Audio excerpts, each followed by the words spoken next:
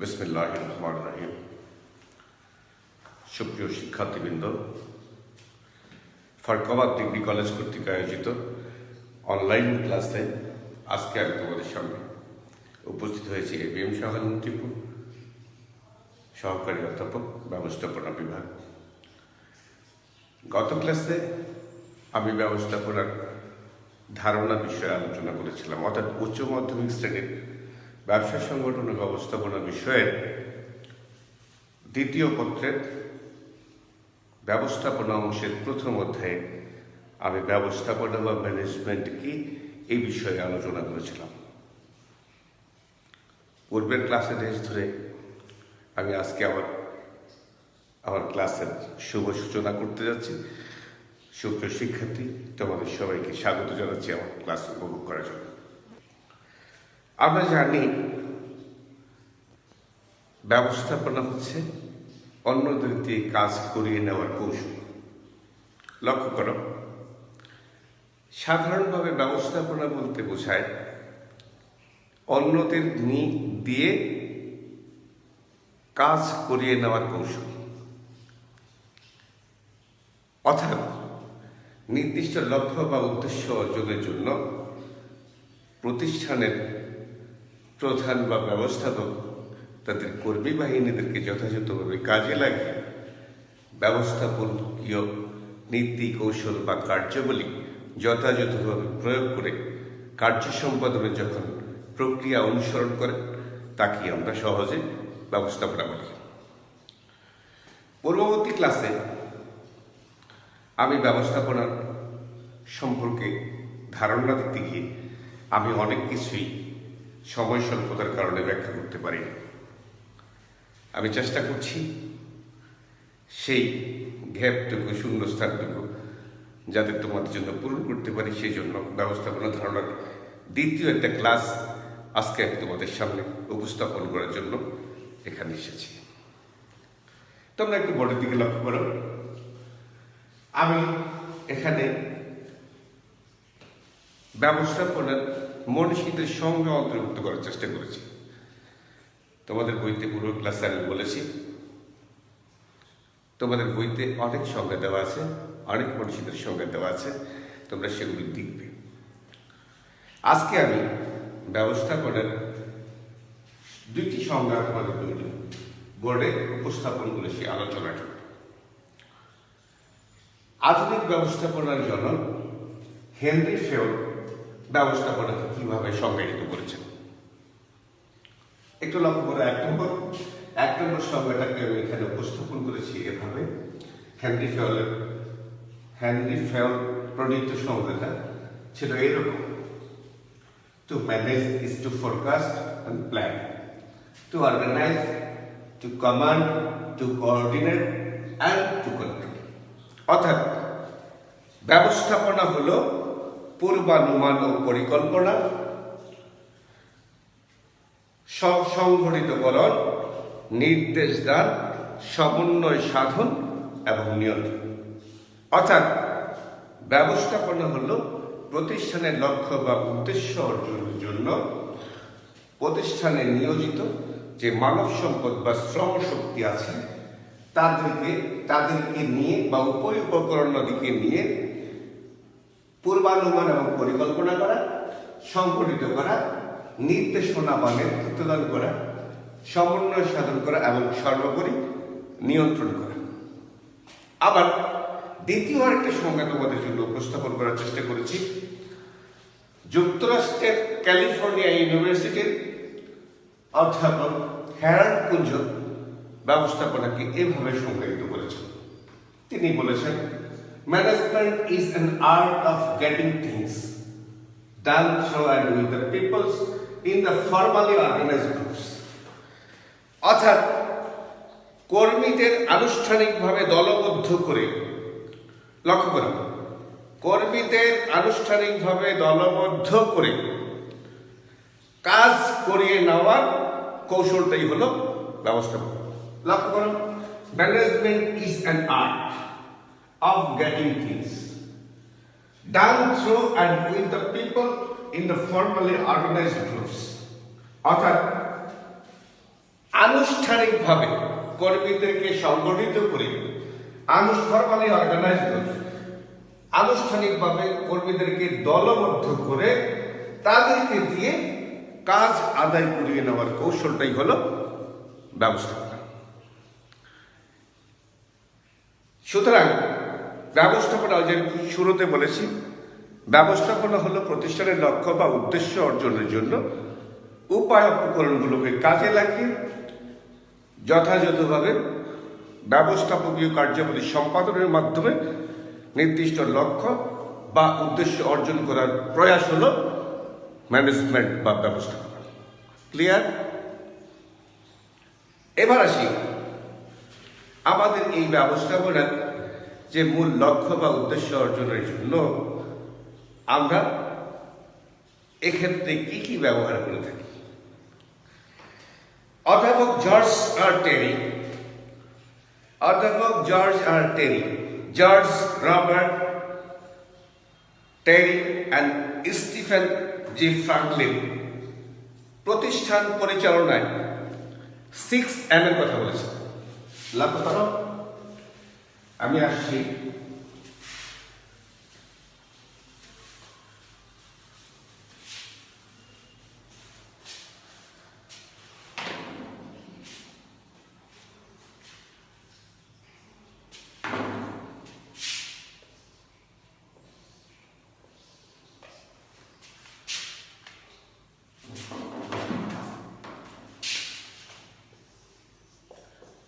G.R. Terry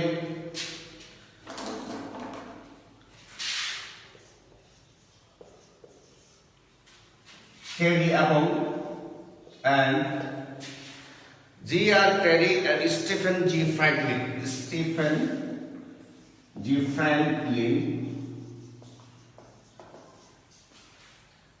বলেছেন প্রতিষ্ঠান পরিচালনায় 6M ম্যানেজমেন্টে একটা উল্লেখিত খুবই গুরুত্বপূর্ণ একটা বিষয় 6M কে কাজে লাগিয়ে কৌশলে কাজ করিয়ে নেওয়ার নামই হলো ব্যবস্থাপনা।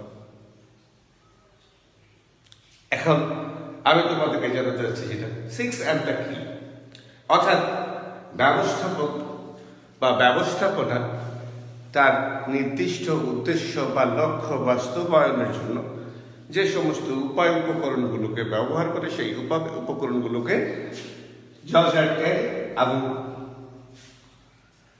স্টিফেন জি ফ্রাঙ্কলিন 6M এ আখ্যায়িত করেছেন যে এগুলোকে কাজে লাগিয়ে প্রতিষ্ঠানের লক্ষ্য অর্জনের প্রয়াস চালানোর নামটাই হচ্ছে ব্যবস্থাপনা।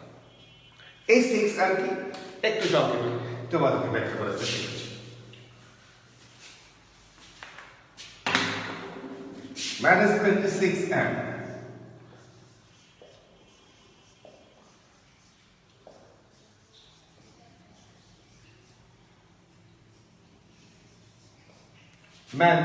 M for man, M for machine, M for materials, M for money, M for market, and M for method. মানুষ, শ্রমিক কর্মী, মেশিন যন্ত্রপাতি, ম্যাটেরিয়ালস কাঁচামাল, মানি অর্থ বা টাকা পয়সা, মার্কেট বাজার, অ্যান্ড মেথড পদ্ধতি। এছাড়া আরেকটা জিনিস আমরা এই 6M এর বাইরে আরেকটা জিনিসকে আমরা এই উপকরণের সাথে ইনপুট করতে পারি, সেটা হচ্ছে ইনফরমেশন, তথ্য। এই 6M হচ্ছে এই ছয়টা বিষয়কে কাজে লাগিয়ে ব্যবস্থাপক যখন তার কাঙ্ক্ষিত লক্ষ্য অর্জনের বা নির্দিষ্ট উদ্দেশ্য অর্জনের প্রয়াস চালান, তখনই তাকে আমরা ব্যবস্থাপনা হিসাবে আখ্যায়িত করতে পারি। বোঝা গেছে? Thank you very much. সুতরাং ম্যানেজমেন্ট বা ব্যবস্থাপনা একটা সহজ বিষয়, আমরা সহজেই বিষয়টাকে পরীক্ষার খাতায় অন্তর্ভুক্ত করতে পারি এবং প্রশ্নে আসলে প্রশ্ন আছে সহজেই যাতে উত্তর দিতে পারি। সুতরাং আমরা সেইভাবে বুঝবো ব্যবস্থাপনা হচ্ছে নির্দিষ্ট উদ্দেশ্য বা লক্ষ্য অর্জনের জন্য কর্মীদেরকে কৌশলে পরিচালনা করা এবং তাদের কাছ থেকে কাজ আদায় করিয়ে নেওয়া। সুতরাং ব্যবস্থাপনা বলতে অন্যের দ্বারা কাজ করিয়ে নেওয়ার কৌশলকেই আমরা ব্যবস্থাপনা বলবো। এবার গত ক্লাসে আমি আরেকটা জিনিস আলোচনা করেছিলাম, সেটা ছিল ব্যবস্থাপনার বৈশিষ্ট্য। সেখানে সময় স্বল্পতার কারণে আমি বৈশিষ্ট্যগুলি ব্যাখ্যা করতে পারি।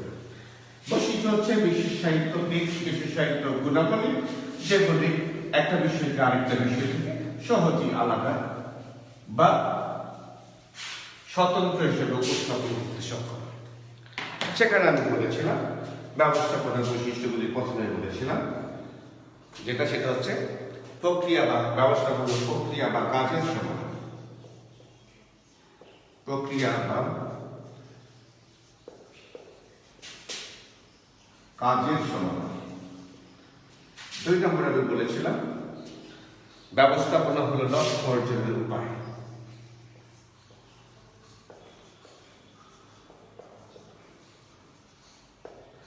তিন নম্বরে আমি বলেছিলাম ব্যবস্থাপনা একটা সামাজিক প্রক্রিয়া।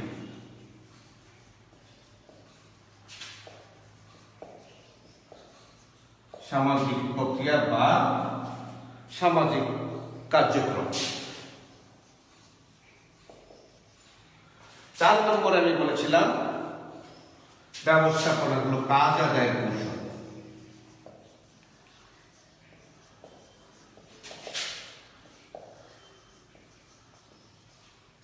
5 নম্বরে আমি বলেছিলাম ব্যবস্থাপনা হলো অর্থনৈতিক সম্পদ।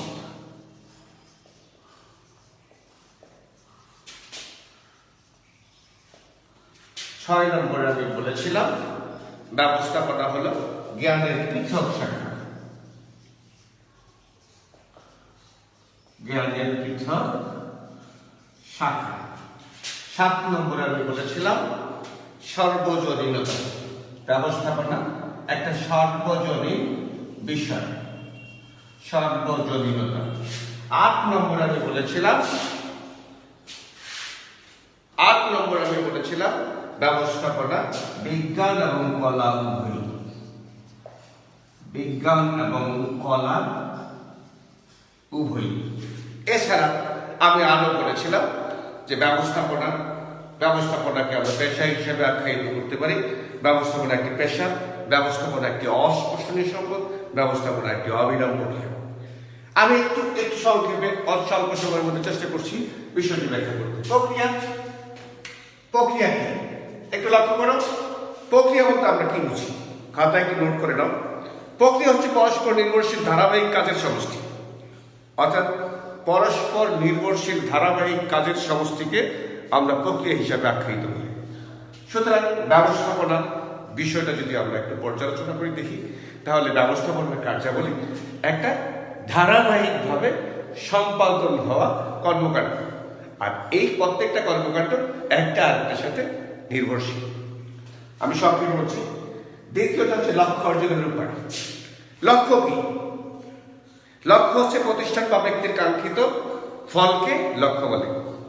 ব্যক্তি বা প্রতিষ্ঠানের কাঙ্ক্ষিত চাওয়া পাওয়াকে লক্ষ্য বলে। অর্থাৎ প্রতিষ্ঠান বা ব্যক্তির মূল যে প্রত্যাশা সেটাই হচ্ছে লক্ষ্য। সুতরাং আমরা যদি এই কথাটা একটু বিশ্লেষণ করি, তাহলে দেখব যে ব্যবস্থাপনা সেই প্রতিষ্ঠানের কাঙ্ক্ষিত লক্ষ্য বা মূল চাওয়াকে কেন্দ্র করে আবর্তিত হয়। 3 নম্বর যেটা আমি বলছি সামাজিক প্রক্রিয়া। সামাজিক প্রক্রিয়াটা কি? সামাজিক প্রক্রিয়া হচ্ছে কার্য সমষ্টির সাথে সমাজের বিভিন্ন পক্ষসমূহের সম্পৃক্ততাকে বোঝায়। অর্থাৎ কার্য সমষ্টির সাথে মোট কার্যাবলীগুলি যখন সমাজের বিভিন্ন পক্ষসমূহের সাথে সম্পৃক্ত হয়, তখন সেটাকে আমরা সামাজিক প্রক্রিয়া বা সামাজিক কার্যক্রম হিসেবে আখ্যায়িত করব। যদি আমরা ভালোভাবে লক্ষ্য করি তাহলে দেখব যে প্রতিষ্ঠানের সকল কার্যাবলী ব্যবস্থাপনা যে কাজগুলি সম্পাদন করে তা সমাজের বিভিন্ন পক্ষকে ঘিরে আবর্তিত, পক্ষ কোনো না কোনোভাবে সেখানে সম্পৃক্ত থাকে। সুতরাং ব্যবস্থাপনা একটা সামাজিক প্রক্রিয়া বা কার্যক্রম। কাজ আদায়ের কৌশল। ব্যবস্থাপনা মূল কাজই হচ্ছে কৌশলে কাজ আদায় করে নেওয়া। সুতরাং ব্যবস্থাপনা কর্মীদেরকে যথাযথভাবে কাজে লাগিয়ে উপায় উপকরণ সমূহকে ব্যবহার করে লক্ষ্য অর্জনের জন্য কাজ করে। অর্থনৈতিক সম্পদ।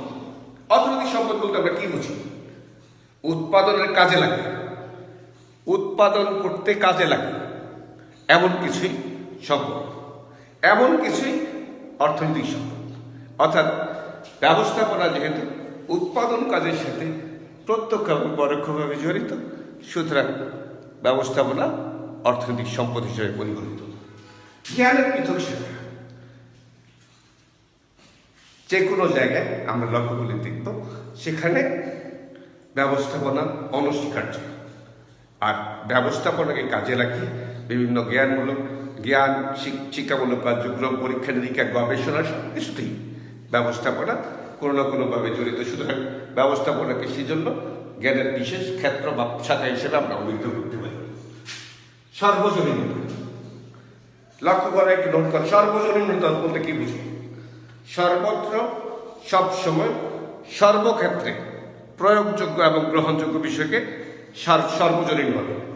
সুতরাং ব্যবস্থাপনা পরিবার থেকে শুরু করে সমাজ, রাষ্ট্র, প্রতিষ্ঠান, এমনকি সারা বিশ্ব পরিচালনার ক্ষেত্রেও ব্যবস্থাপনা অস্তিত্ব বিরাজমান। সুতরাং ব্যবস্থাপনা সর্বজনীন। এখন যেটা আছে বিজ্ঞান ও কলা। আমি বলেছি বিজ্ঞান হচ্ছে পরীক্ষিত ও সুশৃঙ্খল জ্ঞান। বিজ্ঞান হলো, সহজ কথা আমরা বলবো, বিজ্ঞান হলো পরীক্ষিত এবং সুশৃঙ্খল জ্ঞান। আর এই জ্ঞানটাকেই যখন ব্যবহারিকভাবে প্রয়োগ করা হয় তখন সেটাকেই আমরা কলা বলি। সুতরাং একটু সুন্দরভাবে চিন্তা করে দেখলাম যে ব্যবস্থাপনা বিজ্ঞানও, আবার অন্যদিকে কলা। এছাড়াও আমি বলেছি ব্যবস্থাপনাকে আধুনিক কালে পেশা হিসাবে অনেকেই বেছে নিয়েছেন, সুতরাং ব্যবস্থাপনাকে পেশা বলা যাবে। তো আজকে আমি আর বক্তব্য দীর্ঘায়িত করতে পারি না। নেক্সট ক্লাসে তোমাদের সাথে আবার দেখা হবে ইনশাআল্লাহ। আমার ক্লাসগুলি মনোযোগ সহকারে দেখবে। ভালো থাকো, আল্লাহ তোমাদের কল্যাণ করেন, পড়াশোনায় নিজেদেরকে নিয়োজিত রাখো। আল্লাহ হাফিজ। আসসালামু আলাইকুম।